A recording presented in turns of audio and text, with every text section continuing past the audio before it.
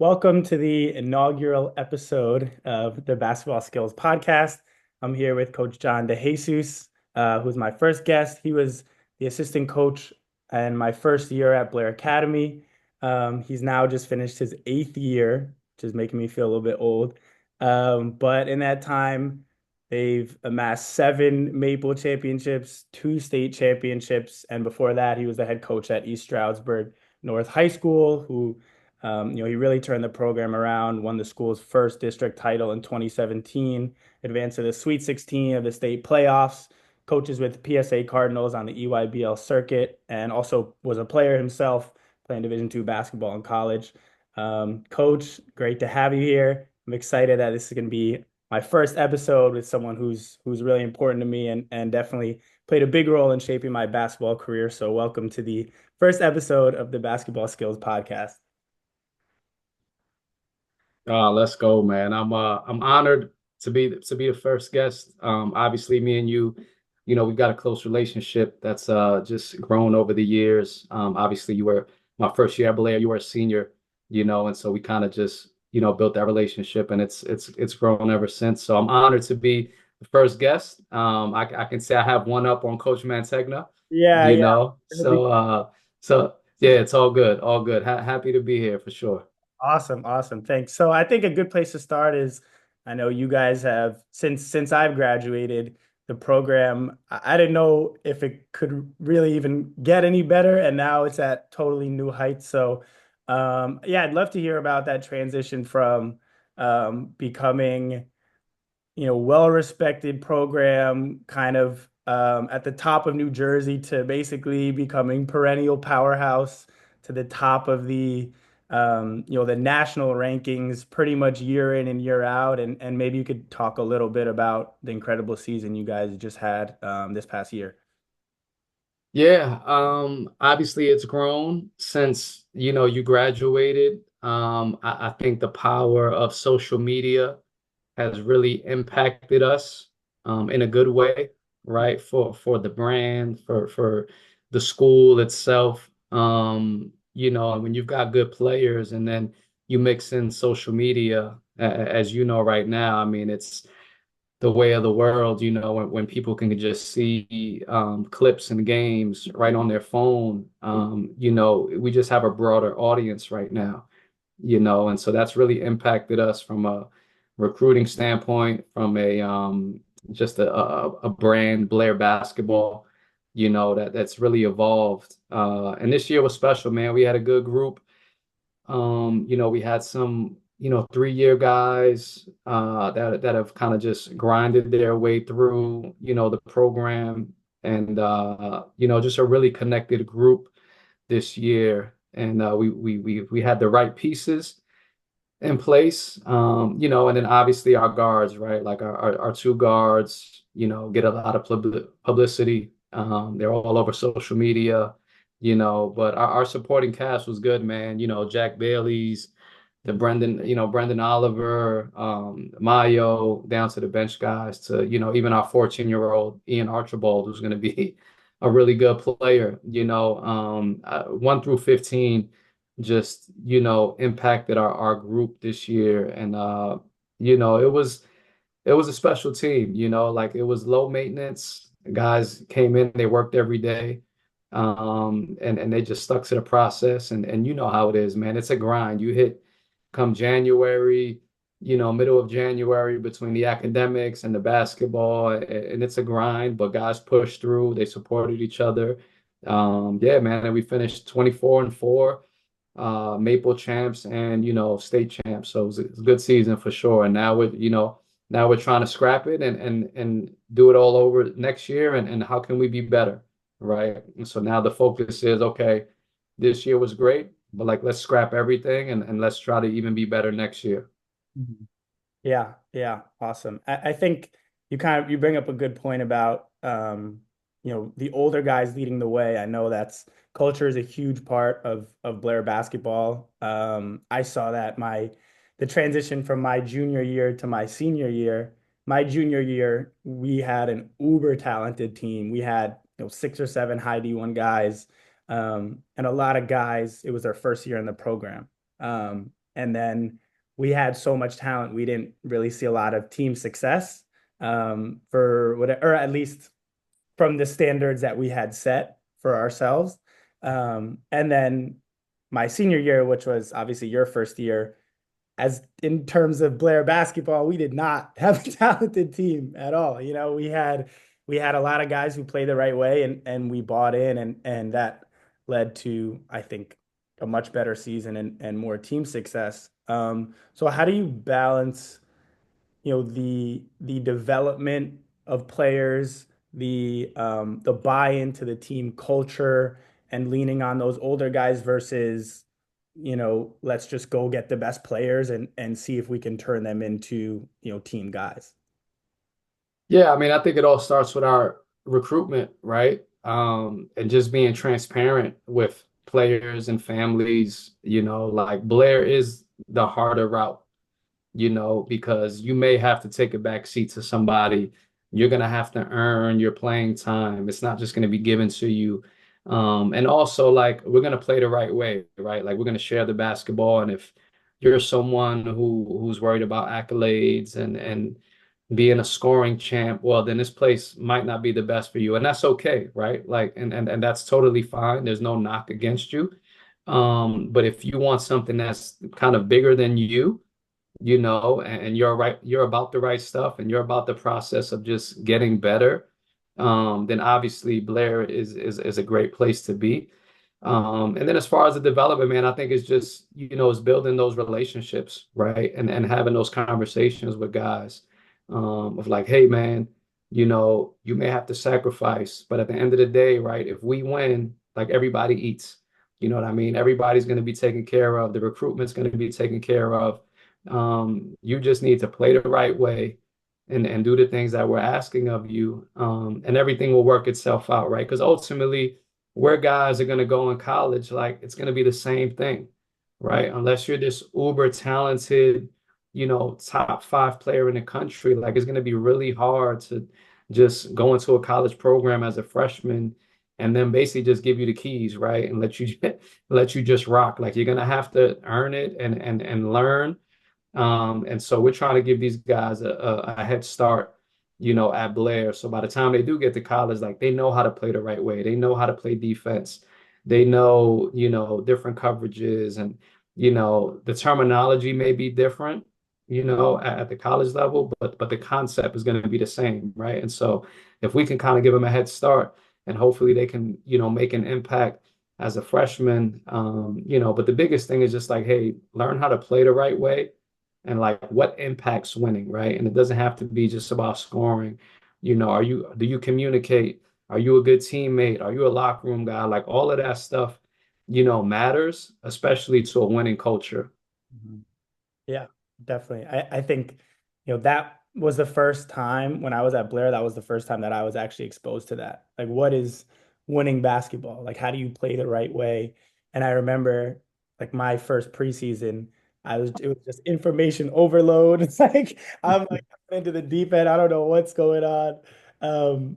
But I think that's the thing that young players are missing so much in their development. Like the way that you guys run Blair basketball, it's like you said, it's college preparation, right? So, Mhm. from that perspective, how do you do that? Just generally, is it on court teaching? Is it film? I know obviously I've been through it, so I know, but just for the listeners, how do you teach basketball? Because I think there's a lot of drills that go on. There's a lot of, skills training and that kind of stuff, but I think there's a big gap in development between skills training and being on the court with somebody who sets out the cones and rebounds for you versus Mhm. what's actually going to translate to the game. And if you want to play at the highest level possible, what's going to convert to that level, right? What concepts do you have to understand, that kind of stuff. So how do you guys go about that process? Yeah, I mean, I think it's we're always trying to learn and get better and help our players get better, So if that's attending coaching clinics, just in the fall asking college coaches, like, hey, what did you think? Like, give us your honest feedback. Was this good? Was it not good? How would you teach it? Right. And so we're always trying to learn and gather feedback on different things. And then obviously just from a development standpoint, um, you know, you have to watch basketball, right? You've got to watch it. Obviously we're doing on-court stuff and stuff that's gonna help us as a team, right? That's gonna impact us as a team, get you better as a player, so it's gonna be a little more team-based, and then obviously the film breakdown. I think one thing we've gotten better at over the years is now, we incorporate film into our skill development, more now, right? So now we're having positional meetings, maybe once a week where, this past year we actually did positional groups, all right? So it was like the lead guards, wings, bigs, right? And I took the lead guards. And so we would meet, probably once a week. I'd cut up, 20 or so clips. And then we would just critique it. We'd go over it, right? Good, bad, and ugly, right? And okay, hey, what did you see here, right? And so it's not just me talking, I'm gathering info and intel from our guys, and like, hey, what was going through your mind, all right? What did you see? Because maybe they saw something different that now I'm like, oh, okay, you know what, that makes sense. Now, maybe let's go more into that, or hey, what's the read, right? And then obviously we'll go on the court and we'll try to replicate that. Another thing that we've gotten better at over the years is just our decision making, right? So more decision making, advantage type drills with bodies rather than cones, right? And so we may rep it on air for 2 or 3 minutes, no defense, but now we're going to add a live defender or multiple defenders, right? And so you've kind of repped it out on air, and now we're going to throw live bodies, and now you've got to make that same read.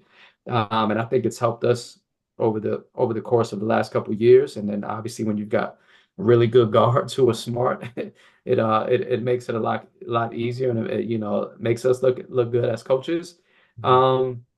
But yeah, I think it's a mixture of both, man. It's on the court, it's film, it's sending guys clips, through text, hey, check this out. Look how this guy, was playing off the ball screen, or look at his read when he touched the paint. Look how he was playing off 2 feet, different things like that, and just constantly just sending guys different clips, working on it, and then also just sometimes, like Blair is a player-led program, right? So there's times where I'll go in where we'll have a guard breakdown, and I'm like, hey, what do you guys want to work on today? Mhm. So it's not just always me, and it's not always like, coach, is this drill? It's like, no, what do you guys actually want to work on? Mhm. And I think that gives them some power and like leeway, like, okay, cool. I want to work on some stuff that I think I need to work on, and then obviously we can help them out, and we can, critique it and maybe change it up a bit. But, we're giving those guys the leeway and power of like, hey, what are we doing today? What do you think we need to get better at? So, Yeah, that's great. I love the film element because that's new that you guys, didn't do that when I was there. I'm a hmm proponent of film.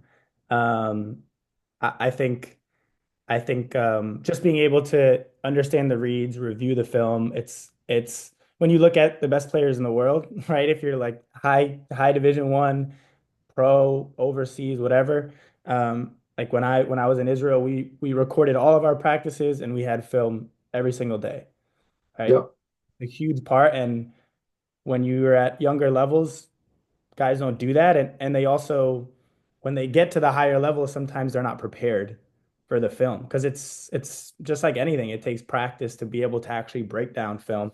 So I love that you guys are doing that. And obviously it seems to be working. So Yeah, and I would just add, like, same way, like we film every practice, yeah. right? And so our guys have access literally right after, once they get to their phone, they can review, and so and then, as a coach, as coaches, we can check to see like who's watching film.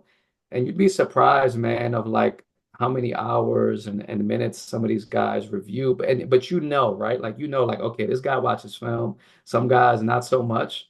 But you can tell, right? The way they just can, can make plays, and you're like, yep, this guy watches film, he's gotten better, and so that's obviously key. And then we help them out, because some guys they may just watch themselves, right? And so it's like, no, well, you got to see the whole picture, right? You got to, how can we, based off of your, action or your read, we're trying to look a step or two ahead of, so hey, if you do this, this may transpire, right? This is how the defense is going to react. This is going to cause the domino effect.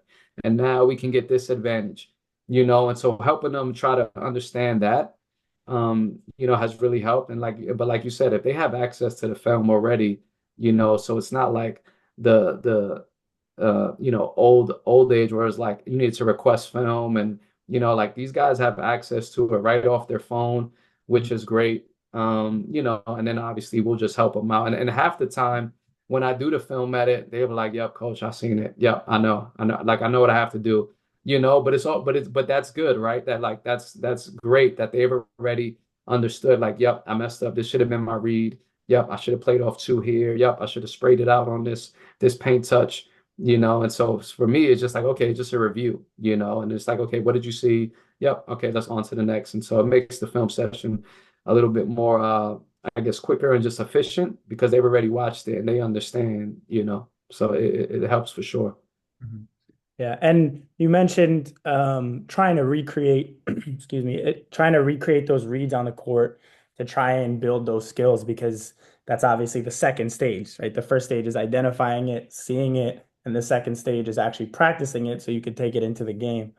How do you you're one of the best player development guys that that I've worked with personally, especially when it comes to team coaches.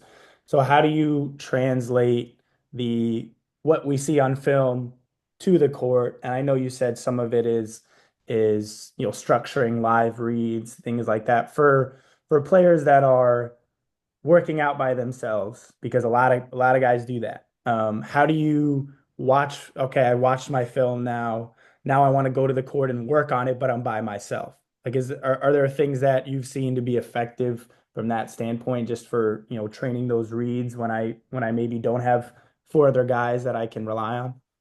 Yeah, I mean, I think if you're, if it's like a one on, if it's a, if let's say me and you were training, we're working out, right? I think just me playing defense, giving you contact, pushing, bumping, giving you some sort of contact, making you think. I think like visual cues, of just if we're working on like, playing out of the ball screen and you've got to hit the lift or the opposite corner off an angled step up, like me being the receiver of the pass and like, hey, if it's not in the strike zone, right, which is where I wanted my shooting pocket, like it doesn't count. So little things like that and making you think. Obviously it's harder when it's just, one person, and I think just being creative, right? I think that's one thing I've tried to be is just like, okay, let's be creative right now. Let's just try something different, and honestly, if the players enjoy it, then I'm good with it, right? And I'm also, I want that same feedback. So I'm like, hey man, what did you think? And they're like, nah, that was good, or it wasn't good. Okay, cool. We'll scrap that, and then we'll just, we'll try to figure out something different. But I think just being creative, obviously always learning, right? Like I'm always trying to learn different techniques and the way to teach and so when I'm scouring the internet or calling people of like, hey, what are you doing here?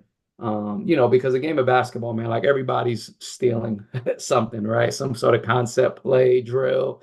I think the best teachers are the ones that can teach it and explain the why, right? Because again, everybody can show a drill, but I think the best ones are the ones, okay, well, why are we doing this? And really teach it. And those are the guys, those are the coaches that, that are really good and they get the buy-in from the players because, again, guys are smart, kids are smart, right? So if you're just doing stuff like fluff and they're like, well, why are we doing this? But now if you explain it like, hey man, we're doing this because, the next game you're gonna see these three different ball screen coverages and they're gonna load up on this side. And so this is what we're working on. And they're like, oh, okay, and now it becomes an advantage for them And I think the one thing we do a really good job at is Blair is we prepare these guys so much that they're like, the reason why we win is because we're more prepared than everybody else. Mhm. Like we've replicated their offense. We've drilled the way they're gonna guard, etc. So they just feel our guys feel well prepared. So like, we're going into battle like I'm well prepared, like we're good. Mhm. We're good. Right. And I'm sure that that instills confidence too, which is a huge piece of the game. Right. You walk on the court and you're like, huh, I've seen all of this before. I know what's coming. I'm ready to win. Which is much different than sometimes, in outside of the prep school circuit, you're at a public high school or you're at, a local private high school and you just step out on the court and you're like watching layup lines and trying to see who's the best shooter on the other team. You're trying to get a scout for layup lines. It's a little different. So Yep, yep, for sure, for sure. And I think that's especially for me, man. I want to be super organized. I want to be prepared, as much as I can, and I want to give our guys the best advantage over our opponent as we can. So through film, through on the court, through scout, like and as and it's only evolved, but like we're pretty extensive in the way we operate, man, and the way we prep for games, and it's only grown since you graduated. And yeah, man, it feels like, we're a high level Division I school at times because we're so vested, the whole staff, and then the guys buy into it. And, it's like, yeah, no, we need this walkthrough. Yeah, we need to do this. We need to go over their stuff.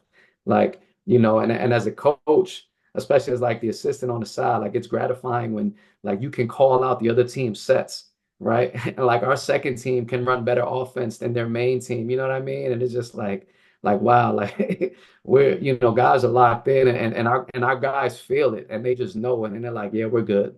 Like we're good. do you feel like there's a learning curve with new players when they come in? Are they do you feel like they pick up the film, they pick up the walkthroughs, the learning element of it, or do you feel like sometimes it takes a bit to, you're thrown into the deep end of a lot of guys will come in, sophomore, junior year, they're reclassifying, they're coming from their local, public school or Catholic school or wherever they're coming from. And programs aren't run like this, right? Like exactly how you said, this program's run just like a college program. So do you feel like players take it, in stride? Do you feel like they pick it up naturally, or is there a little bit of yeah, just like a learning curve with that kind of preparation? Yeah, I think it varies. It varies by the player. But I think for the most part, it's definitely a learning curve, right? Especially where they're coming from. And so it takes a while. And then as you know, it's not only the basketball, it's the academic piece Mm. as well, right? Like, it can be grueling at times at Blair, academically. And so now you're in a whirlwind with the basketball, and now you're like, oh my God, I've got a paper due, I've got this due, on top of the academic piece. And now, so some guys like heads are just spinning. Right. By the time they get to Christmas break, I mean, it is a well-needed break because those guys are just between the basketball, the academic piece. It's a lot.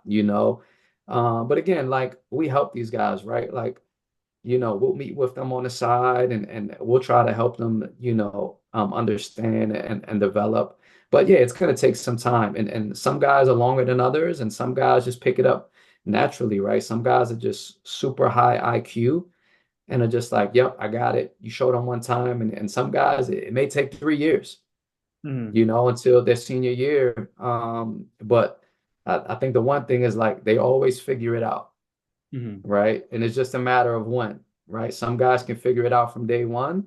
Some guys figure it out after year three when they're a senior, but I think, like I said, by the time these guys graduate, like what it takes to win. You know what that feels like. You know what um how to impact winning, right? And you know how to play the right way, And then most guys, like you've had to deal with some sort of adversity at Blair, right? Not playing, Right. or just, learning curve. Maybe you have a bad stretch of games, right? Maybe you lose a couple games. So I think overall, once these guys graduate, I think, it helps them develop as players, but and also as people, right? Like, okay, this is the harder route. I've had to push through some adversity. It's only going to make me stronger as a player and as a person as I get older. Mhm. Yeah, definitely. One thing I'm interested to hear about also is um, the off season because I think that is an underrated component of a basketball program, right? Because sometimes you're playing high school basketball and off season comes, you're just left to your own devices, right? Like September rolls around, maybe you meet with the coach, you start to prepare for practices for high school. It's probably end of October or November that you really start, November. Yeah. November that you really start um, getting on the court as a team. But when we were at Blair, we were year round as much as we could. But then also the individual element. When you look at those kids who come in and they just make huge strides, do you feel like there's a difference in terms of um, their structure, any programs that they're following, how they approach their workouts? What are the differences between those guys that make huge jumps and then, guys that it might take a little bit longer to find the right plan, make the improvements, that kind of stuff? Yeah, well, I think the biggest thing is the access, right? Like just having access to a gym every day, is the biggest thing. And so as you know, like you could go in there before school started, you can go in, during lunch break, or if you had a block of time during the day, and then obviously in the afternoon as a team. So I think just first off, the access of having a gym to your own, basically a training center for the boys and girls basketball team and nobody else is a huge advantage. And then I think also too, a lot of guys like they don't know how to work out, right? Like they don't know what that is. And so, and the biggest thing I've tried to preach to our guys is like, hey, you got to have a routine, right? Like I'm washed up, but I still have a routine, right? Like I've got to like this is my routine for the day, right? I'm gonna check this box off, right? And then tomorrow it's gonna be something different. And I think a lot of younger players, they just going like, hey, I'm gonna get some shots up, right? Might do a couple combo moves, and I worked out today. And I'm like, well, that's not really efficient, And so what I've tried to help guys is, okay, hey, let's work on a routine. Let's work on stuff that's actually going to help you and help you, and help us win, right? Get shots that you're going to get in a game, you know. And so I've kind of helped guys out with a routine, like, hey, let's work on this on Mondays. Here's your Tuesday plan. Try to help them out, and then obviously they can structure it. But I've kind of given them a foundation to start with, right? And so I think the biggest thing is having a routine, as you are routine based, and just having that, and then obviously, and then just hey, I want to add to it. I want to add something different to my routine. And then in the off season, which is like our springtime, I think that's when you can allow guys to get in their bag, right? And just work on some stuff that's a little more creative. Give them more freedom of like, hey man, you can go in there and do your thing, right? You want to work on some step backs, go right ahead. You know what I mean? You want to add to your bag, go right ahead, and then when we get in with them, or if I get in with one of those guys, we may, do it as a small segment, but we're gonna get basically the meats and potatoes of the fundamental stuff. And we'll add a little creative segment where it's like, okay, now we'll get shifty, let's boogie, let's do some stuff that you normally wouldn't do, but it makes the players feel well, right? And if, hey, if you want to do that in a summer league game, go right ahead. But it may not work in a Blair high school game. But yeah, I think just having a routine, helping guys with a routine. What does working out look like rather than just getting shots up, Mhm. and then again, just mixing it up. And since you've been gone, one thing that we've added in the fall is the 10,000 club. right? So now you've got to make 10,000 makes in 8 weeks, which is our preseason, right? And so again, when we first did it, guys at Blair are smart, so they're like, "Well, I'm gonna make 5,000 layups and a bunch of middies, Yeah. and so then I had to like, okay, guards, you got to make X amount of threes, you got to make this amount of finishes, but and then so now we've got this 10,000 club, which it's like a badge of honor, right? Like these guys complete it. We chart everything, and then they get an Instagram post, and not all guys make it. You've really got to, really get in the gym and really be efficient and use your time wisely, but then hey, you make the 10K club, you get a nice Instagram post, you get some love on social media, and it's all good. And then for the other guys who didn't make it, maybe the next year they're like, okay, like I really want to lock in and make this, Mhm. and I think it pushes guys without us, pushing them, and it holds them accountable again without us, pushing them, right? They can hold each other accountable. Obviously it's an honor system, but they're tracking all their makes. They're put into a spreadsheet. I'm reviewing it every week, and if some guys are low, I may throw the numbers in the group chat just to give them a little extra motivation. Like, oh, I got to get my shots in this week. So yeah, I mean, we do a bunch of different things, but I think just having a routine, man, is the biggest thing. And I think if you can get a routine at a younger age and understand what that looks like, I think it's just going to help you, going forward. Mhm. Yeah, I totally agree. I was super routine based. As you know, I was a little I would say I was a perfectionist, so Yep. you know, Yep. I got my routine. I got to make these shots. If it doesn't feel right, I'm gonna keep going until it feels right. Maybe I only count swishes. As I got older, Hmm. I became a better shooter. That's something that I would do if it felt off, but it was going in. Right? To me, shooting is at least 80% mental. So I don't Yep. even care if the ball's going in or not. It just has to feel good coming out of my hand. Hmm. That's something I would do sometimes. Um, what kind of routines have you seen to be effective? I know it's a lot of customization, but it is interesting that you mentioned going back to the basics, the fundamentals. You have coached McDonald's All-Americans, guys that have offers from the best programs in the country.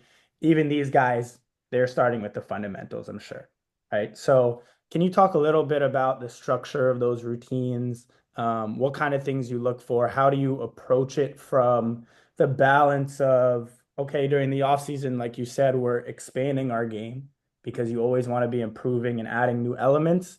But at the end of the day, the higher the level you play at, the more compact your bag is going to be, right? Hmm. There's only going to be one Shea Gilgeous-Alexander who's doing four combo moves into a step back mid range, right? If you're not that guy, your job is to do play defense and make threes, or box out and rebound, or whatever it is. So how do you balance the solidifying your role with also expanding? Yeah, I mean, I think you know, starting off like I'm big on let's build out, right? So we're gonna start, if we're working on shooting, finishing, I think I pretty much run every workout similar. Those first 5 to 10 minutes, we're working on touch work, right? Just feeling it, grooving your shot. So whether that's some sort of form shot, some finishing, and we're kind of just, building up, right? And then we're kind of moving back. So that's how kind of I do it. I'm not starting, out and then moving in.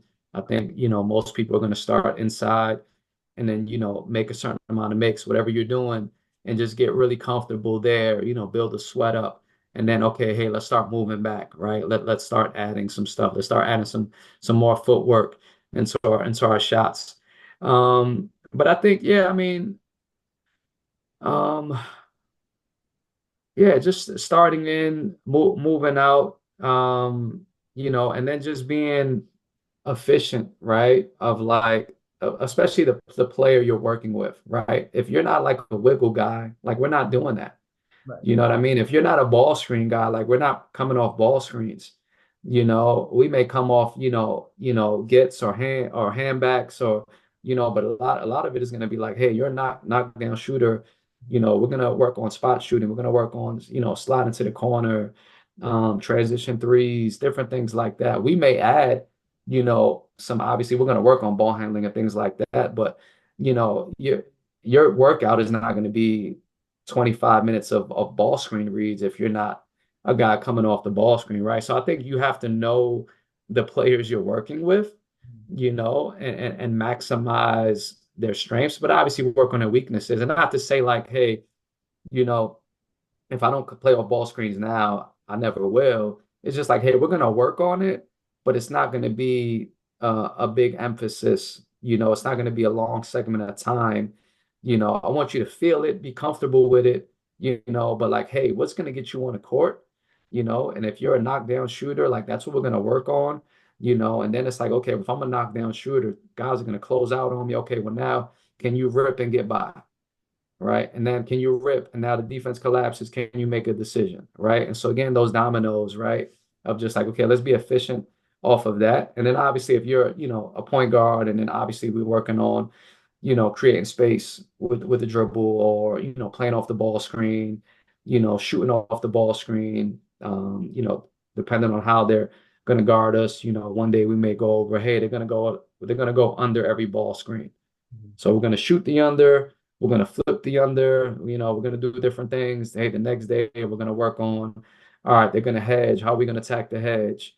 They're going to be in drop. How are we going to attack the drop? And so having a plan each and every day. But again, I think it's based on who you're working with, and then obviously big guys are different. And so just having a routine, I think for each individual guy, but also if you have like a small group, how can we maximize all of these guys with like game reps and just shots that are going to get them better, and drills that are going to get them better. So how do you navigate the situation of I'm a knockdown shooter, right? That was my role. I want to be able to come off ball screens, right? So for me, when I was a junior, basically stand in the corner, space the court, somebody helps, you better, catch it and knock it down. But we don't want you taking someone off the dribble. You're not coming off handoffs. We're not running action for you, right? My senior year, it was more off-ball screens. Maybe there's some drops for threes, handoffs, things like that. So when I come to you and I say, Coach, I want to be able to come off a handoff and make a read, right? I want to be able to attack a wing, run at ball screen. So what's your response to that? How do you deal with a player who wants to expand without, telling them you can't do this because that's not your role? Um, Mhm. but also keeping in mind if they want to play at a high level, probably that stuff is not going to translate because of, just whatever their natural skill set is or athletic limitations, other things like that. Yeah, no, I mean, then I'm all for it. Like I would never tell a player like, hey, what you can't do this, right? Because I think the biggest thing is me, you can't do this yet, right? The key word is yet. I think, layering it, right?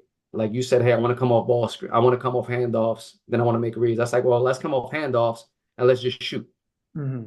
right? Come off the handoff, let's get that right. Now, okay, defense starts to close out. Okay, now let's add the next layer. Hmm. But again, we were incorporating that shooting aspect, which you were great at. Um, and so I think just trying to incorporate their strengths into one of those drills, right? So if I'm coming off a handoff, okay, let's focus on the footwork, let's focus on the shot making, right? You want to make it harder. Hey, like we're only going to count swishes, Hmm. or just try to make it some sort of competitive. Hey, you got to make 3 out of 5 or 4 out of 5 at different spots on the court, and then you make it competitive, and so you're working hard. And then maybe one day we'll add, okay, now you're coming off. All right, now you're gonna put it down. This guy's gonna help, and you're gonna make the read. So yeah, I mean, listen, I'm not. opposed to, helping guys. I think that's more of like the off-season stuff, right? Let's add to the bag. We're gonna work on what makes you really good, but we're also gonna add right now, fall and obviously in season, we're gonna work on the stuff that where you're gonna get shots at. But off season, like, hey, let's be creative, right? And I think that's going to make you better and that's going to make me better as a coach, right? Because I want to see like, okay, let's be creative. Let's just work on this today. Did we like it? Did we not like it?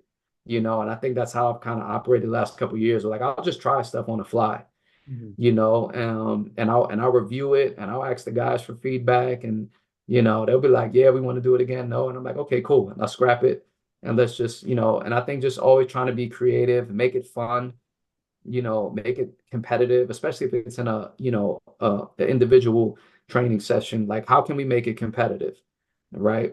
Because at the end of the day, basketball is a competitive sport, right? And so if you can, just make anything you do competitive, and it's gonna same thing you're gonna see in a game, right? And so how can I, put you through some sort of adversity in a workout, right? That you may see in a game. How you gonna react when you miss four threes in a row in an individual workout? Are you gonna pout? You gonna keep your head up? Do I have to get on you? Like get your head out of your butt, you know what I mean? And so I think that helps. And when you get in the game, right, like you're gonna miss shots, Mhm. right? You're gonna miss shots, and it's like, hey man, keep Mhm. shooting, right? And as you know, as a shooter, like I'm gonna let it fly every time, So yeah, no, I mean, just being creative, man, and I think the biggest thing is, like I said, telling guys, I'm not telling guys, but just say, hey, like, let's work on this. You're not great at this yet, Mhm. but we can become better at it, Mhm. and so just making things competitive, and I think layering it, not putting too much on it at once, but Mhm. like, hey, let's get this one simple concept down. All right, and once you've kind of mastered that, and then we can maybe move on to it next. But like you said, college, man, like it becomes very compact, right? You got to just be able to know how to make shots, know how to space the court, and know how to play, Mhm. right? Can you play off the ball? Because, you know, maybe two or three guys are going to be on the ball. The rest of it is like, okay, do you know how to play off the ball? Do you know how to screen? Do you know how to cut? Mhm. Right? Can you get yourself open? And so how do you do that? By screening, right? Typically when you screen, you're going to be open, Mhm. and so like little concepts like that go a long way of just learning how to play the game. Mhm. Yeah. One thing you said that I love is incorporating competition into the training. Like for me, when I'm coaching kids, helping them develop their workout programs, that's always something that I try to create is adversity. Because when I was training, I always tried to put myself in positions that I have to shoot under pressure. Because in the game, everything is a pressure shot, and I think that's somewhere that I actually really excelled is, at the end of the game, when your back's against the wall, you're comfortable because every day in training you're doing something where you have those butterflies in your stomach. Like you get nervous because you're simulating the game.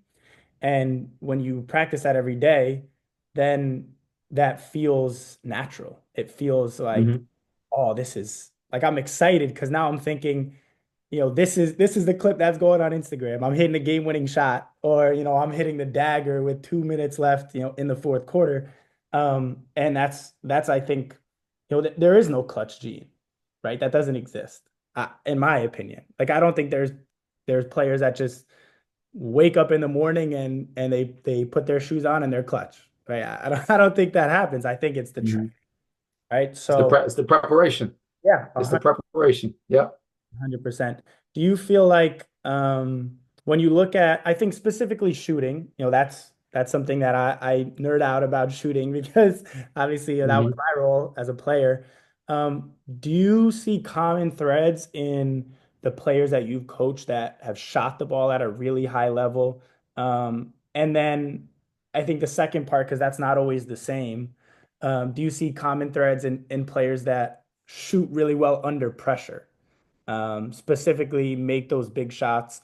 And what are the separators between those players and the guy that might shoot well in practice, but it doesn't always translate. Or, the guy that can knock it down in the first half, but then when it comes under pressure, he's not shooting the ball with confidence. Yeah, I think the biggest thing, the separator, and as I've coached obviously you and other guys at Blair, is just your attention to detail, your the amount of reps that you guys got, at your time at Blair and beyond in college, like that, you're gonna be a better shooter if you're in the gym all the time, right? And you're constantly working on it. Like it's not, there's no magic to it, right? Like if you work on it consistently, like you're gonna be better, right? Now, obviously, there's things you can tweak, and listen, I'm not a shot doctor, but I'm all about reps, right? And like I think if you're shooting 1,000 shots a day or whatever it is, or not even 1,000, you're making, let's say, 500 a day, like you're gonna be a better shooter, right? And I think that's what separates guys, is just the work ethic, the getting in the gym, they're having a routine, right? Of like, I'm gonna make, X amount of corner threes today. And then the next day I'm gonna make X amount of, lifting up or shaking up, threes. And so I think just the routine, the reps, right? You were a gym rat. I mean, obviously that separates a lot of people, just being in the gym and working on your game. And then again, you've got to have a routine that's going to be efficient for you. um, and then yeah, man, I think it's like you said, shooting is mental, man. Like it is, you miss a couple and you see kids that pout and they start to, second guess themselves, and as a coach, we're like, hey, we're good, next play, next shot, like let it fly, and you got to constantly, um just boost their confidence. But yeah, it is mental. I think the best shooters are guys that like basically don't, I don't know if I could curse on here, but don't give a F, right? Yeah, You yeah. know what I mean? Like, yo, I missed a couple, but you know what? Like, I'm good. I'm gonna keep shooting, Mhm. and some guys, I know as a player, like I can tell when I shot, this was off. I got to get this, on my next shot, right? Like, you can feel it if you've done it enough, right? Like, oh, maybe it came off my pinky, or it was on my palm that time. Like you can feel it because you've repped it out so much. Uh, but yeah, man, it is mental. And I think that the best shooters are guys that just like, yo, like I have a next play, next shot mentality. Like I missed four, I'm gonna keep firing. I may be 0 for 12, but I know on the 13th attempt, like Yeah. that shit's cash. Yeah, yeah. And yeah, and I don't know how you like you build that. Mhm. I don't know if that's ingrained or just something you just learn over time. But yeah, I mean, and I think that goes for anything, right? That confidence piece, a little adversity, a couple missed shots, it can go one or two ways, Mhm. right? Guys can kind of just, whether under the pressure, or they rise to it, and you know what? They're like, yep, I don't care. I'm going to keep firing away because I've prepared myself. My preparation has allowed me to get to this point. Yes, I don't know if there's like a science to it with a confidence thing. I'm sure there is some sort of study out there.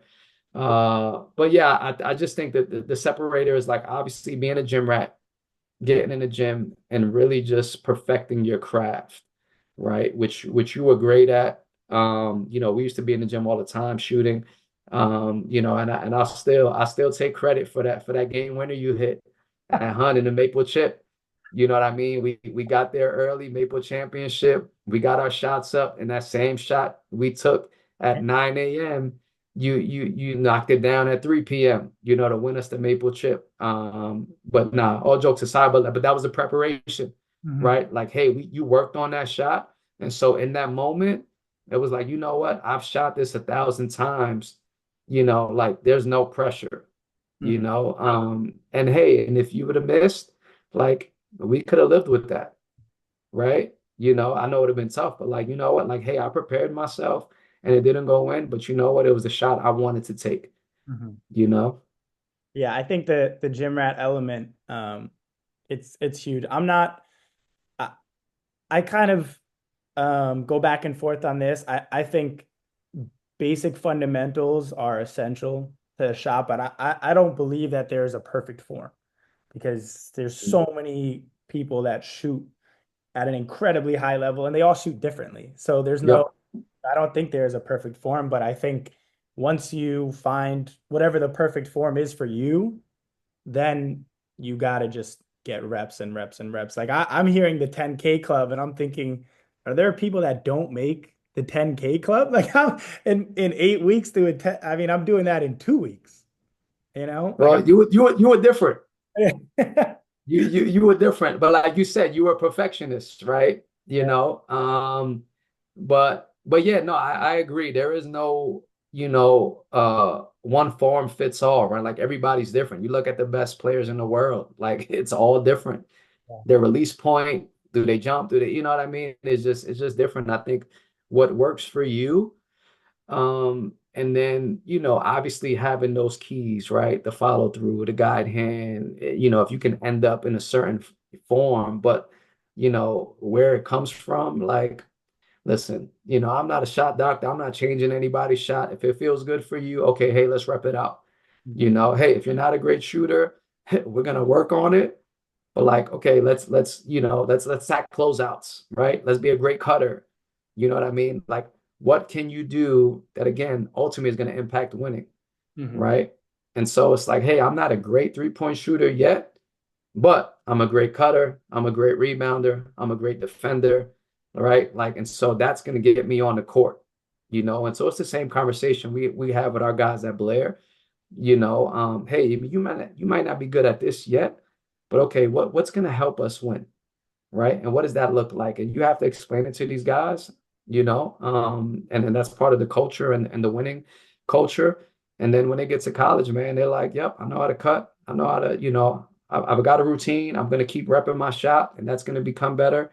But, the grand scheme of things, like I know how to play basketball. Mhm. Mhm. Yeah, I think that's something that a lot of kids don't have, right? Like it's a privilege to be at a place like Blair Academy where the first thing is like you said, gym access, right? You Mhm. got a student ID card that you can get in the gym almost 24/7, right? Aside from certain hours overnight, but if you want to wake up early and get in the gym before school, you can do that. Like I did that a bunch. You can come in if you have a free period for an hour during the day. Come in, shoot some form shots. You can set up the gun if that's something that players like to do. I wasn't a big shooting machine guy personally. Um, Yep. but that I think that's great for reps. So when you think about that off-season development, and we can go the AAU route. I want to be conscious of your time, but I think that Let's do it, man. yeah, let's all right, let's dive in. Let's Let's dive. do it. So the AAU, because I have mixed feelings on this, as you know. Um, I think for me, the off season is sacred, right? The off season is suddenly you don't have team practice, you don't have games, you don't have travel. This is the time that now you could be in the gym 5 hours a day, 6 hours a day, getting better. Over the summer, you don't have class, work out 4 times a day, right? And suddenly AAU comes around and now you have these team practices and you're traveling, you're getting on flights, maybe depending on what kind of team you're on. You're going to play 6 games in 2 days. And if you don't have a big role, you're sitting on the bench, right? Like I think it's a huge roadblock in a lot of players' development. And I think there are good AAU programs out there, which you happen to be a part of. I think PSA Cardinals does it, as well as any program in the country. Um, but I guess general thoughts on AAU. Do you share that point of view? Do you feel like, in the right environment with the right program, it actually is something that adds to development? For me, I didn't get recruited from AAU. All my recruitment came pretty much from Blair or, camps that I went to.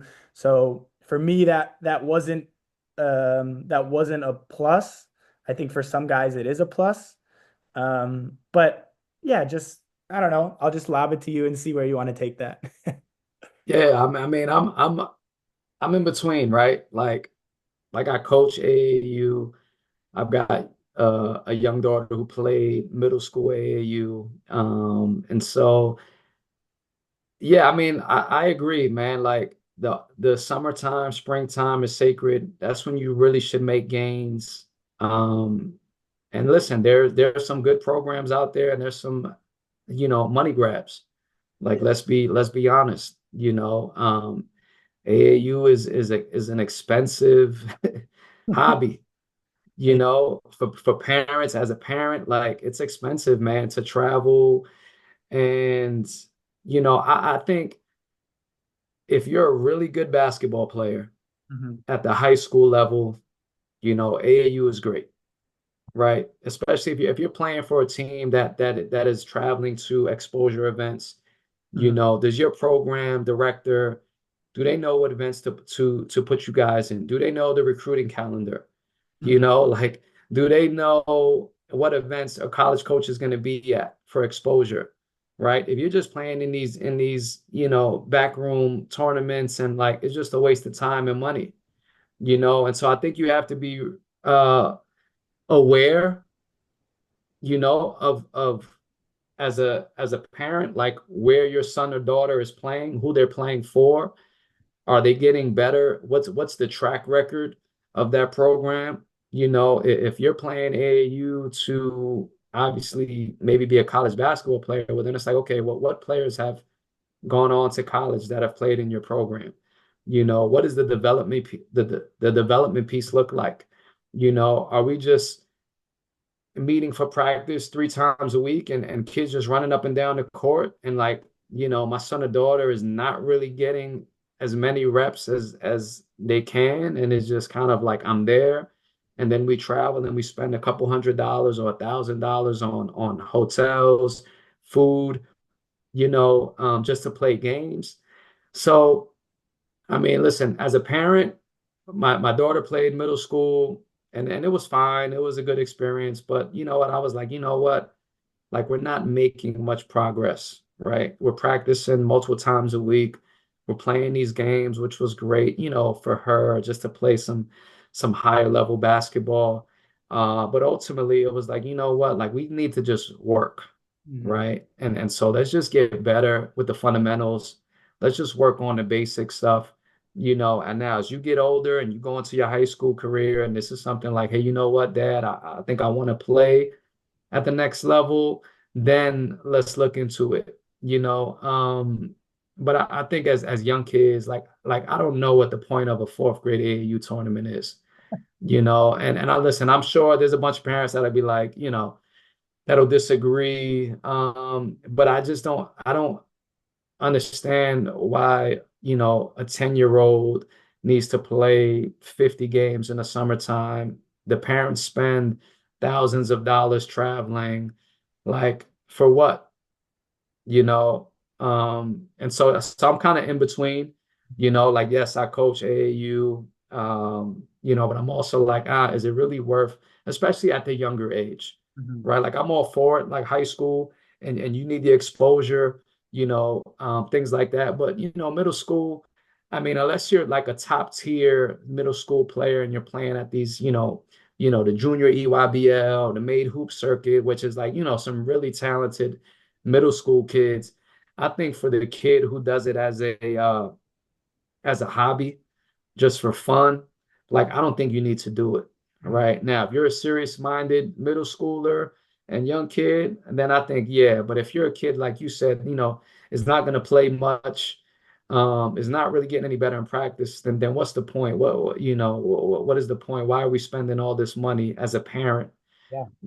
Especially if my kid is just like, this is cool, this is fun. Well, I'm like, listen, I'm not paying thousands of dollars just, for it to be fun. Like, I need you to work, Right. you Right. know. So yeah, I'm in between, man. I think there's obviously pros and cons to it. I mean, listen, it's a big money business. Mhm. I think if you're in the right program, like listen, PSA, I think is one of the best ones just from an organizational standpoint. When we travel, you know, uh, we're working on financial literacy. Like we're doing different things to empower these young guys, and it's not just it's bigger than basketball, which is why I kind of gravitated towards them and wanted to be a part of them.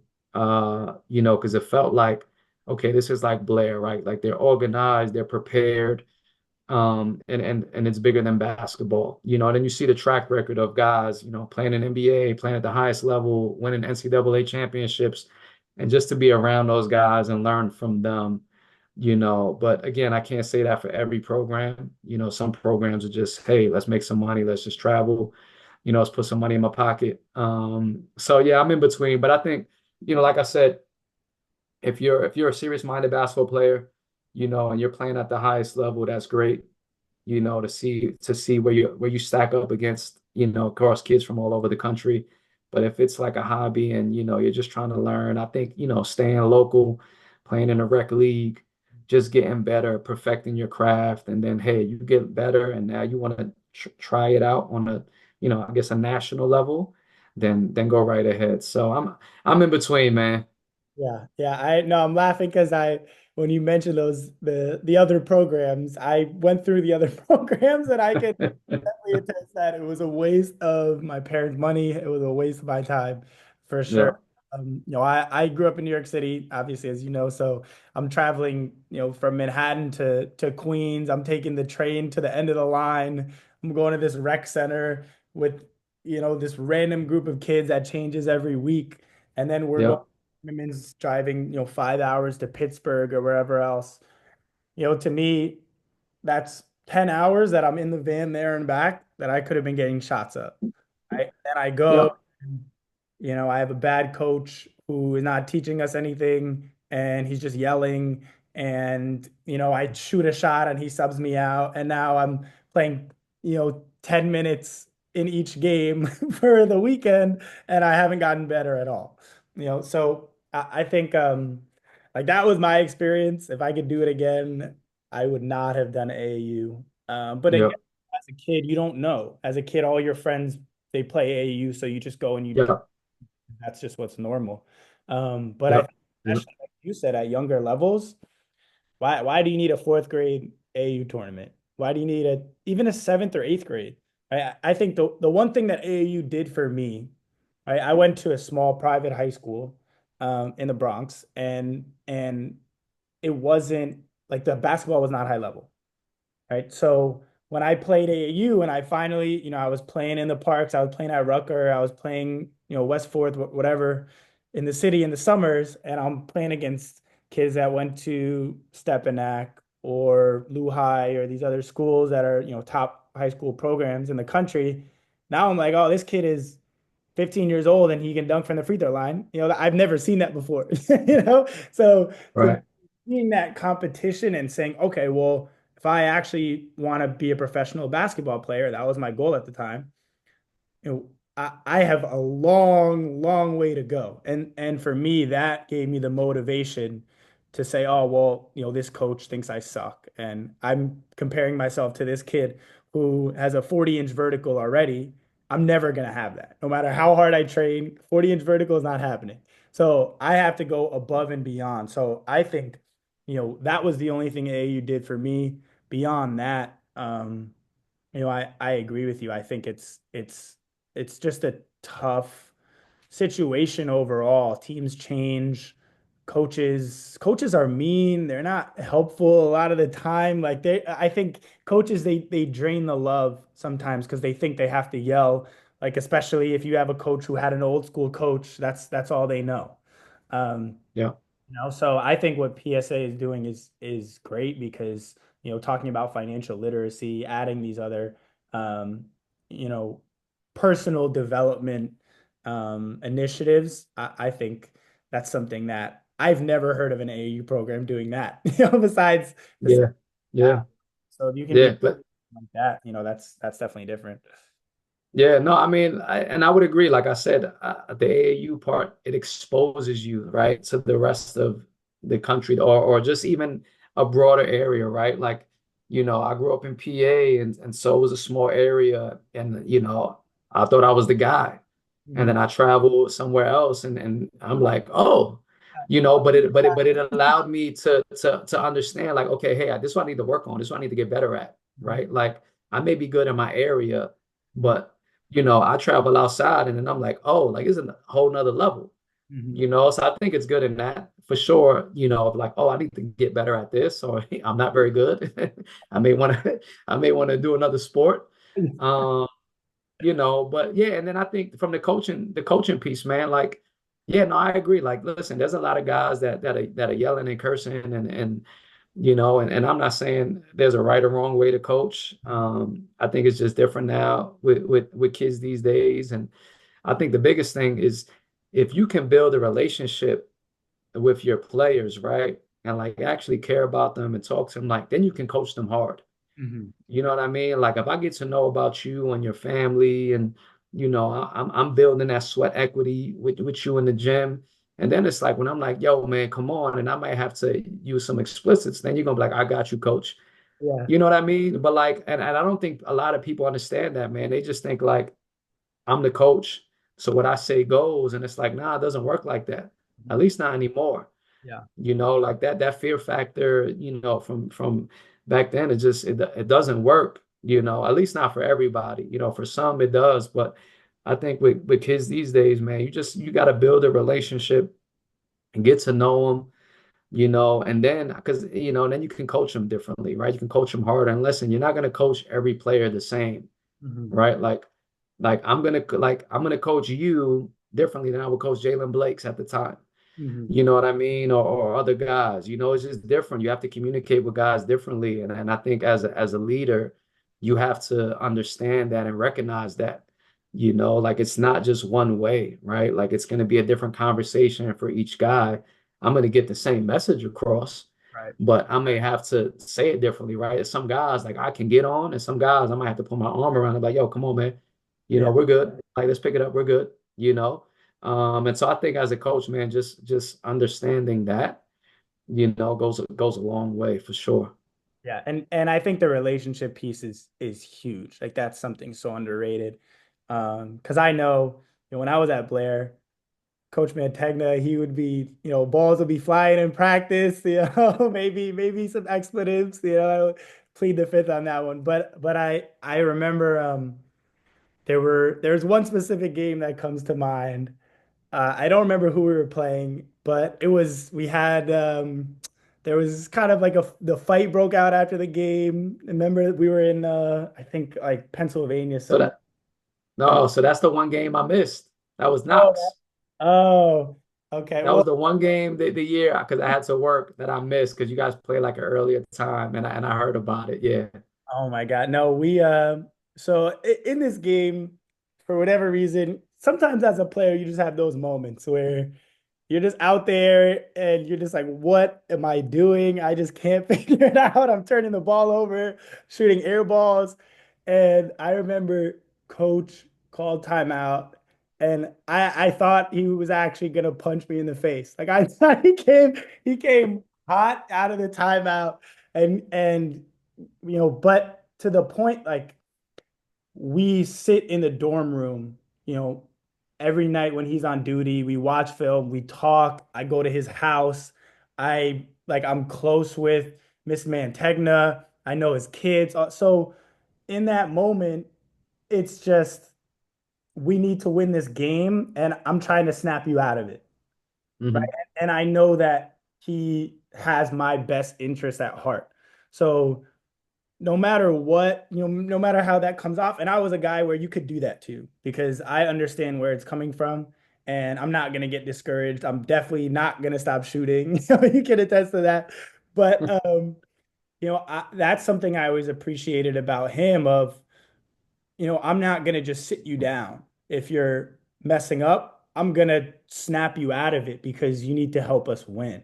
And I think Yep. that's something that's lost a little bit. I think a lot of coaches just say, oh, this guy is turning the ball over or this guy's missing. Ah, he doesn't have it today.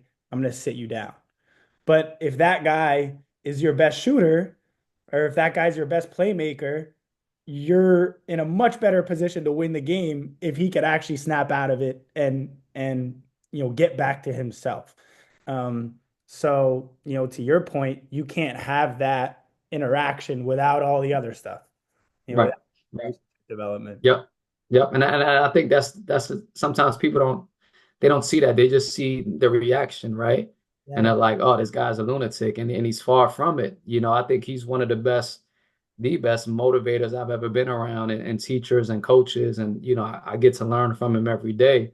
But the way he can communicate with guys and just get them to play hard in the right way, and obviously he's toned down a lot from Yeah. 8 years ago. It's hysterical when, like, even guys that graduated in 2015, 2010, they're like, who is this guy now?